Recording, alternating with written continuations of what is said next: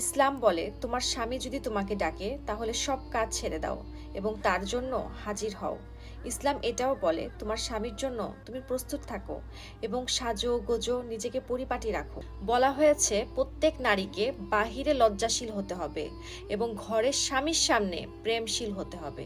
এখন যদি আপনি আপনার স্বামীর সাথে প্রেমশীল না হন, প্রেম না দেখান, তাহলে পুরুষরা তো প্রেম খোঁজার জন্য বাহিরে যাবেই। আমরা যখন বাহিরে কোনো অনুষ্ঠান বা দাওয়াতে যাই তখন স্বামীকে 2 ঘন্টা বসিয়ে রেখে সবচেয়ে সুন্দর পোশাক পরে নিজেকে পরিপাটি করি। আর স্বামীর সাথে যখন কোথাও ঘুরতে যাই তখন আমরা 1 মিনিটে ঘরে যেটা পরে আছে সেটা পরে স্বামীর সাথে বের হয়ে যাই।